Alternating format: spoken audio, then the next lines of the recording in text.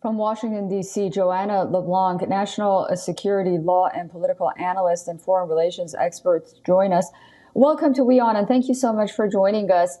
What were your thoughts about Joe Biden's speech? He was bumped away from prime time on the one hand, and he delivered that speech around 11:30 p.m., where most Americans, at least here on the East Coast, were sleeping.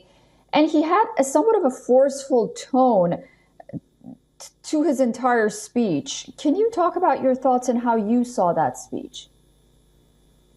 First and foremost, it's always a pleasure joining you and your team, and thank you for covering what is happening in the United States, especially as it relates to the upcoming presidential election. But let me tell you this. I must admit, President Joe Biden's speech was very well delivered, and which was a bit of a shift from what we saw during the debate between he and Mr. Donald Trump, which all of us called a very disastrous debate, even myself as an analyst. But Mr.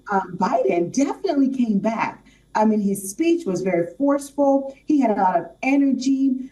He motivated folks. As you're listening, you're inspired, and you kind of get to understand his journey, starting at the age of 29 to where he is today. And another thing that I thought he did really well was he gave Vice President Harris a great deal of respect throughout his speech, and also alluded to many of his successes to her leadership, which is something I think the American people wants to hear, wants to know, because I think the American people are still trying to figure out Vice President Harris's domestic and foreign policy position. But overall, I think that President Joe Biden delivered incredibly well on behalf of the Democratic Party.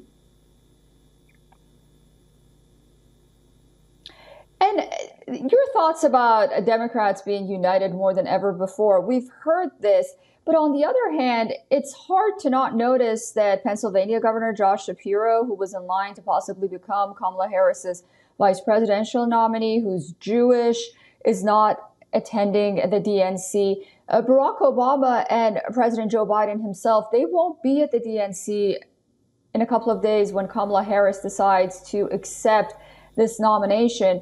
Can you talk about this sense of unity that we're hearing from the Democratic Party? Do you see them as united as they say they are? I think looking on the outside, I think that we do see unity. We saw that when President Biden announced that he was not going to seek re-election.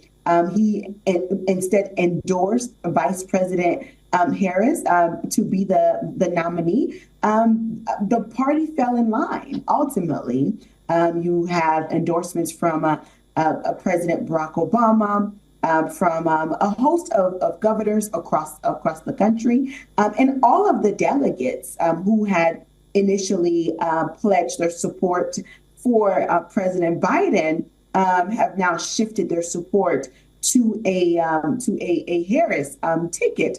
So I think there is a unity. Sorry, I can't hear you.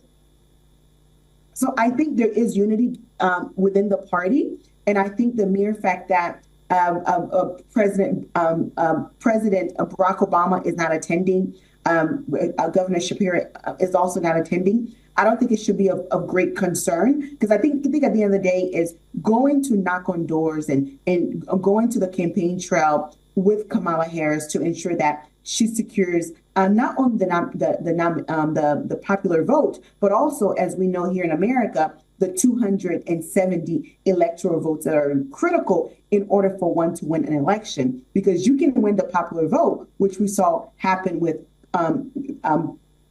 Hillary Clinton in 2016, yet she was not declared the president of the United States.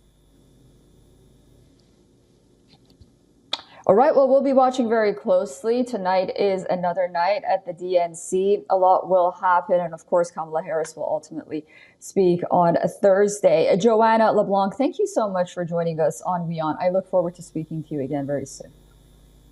Thank you so much for having me.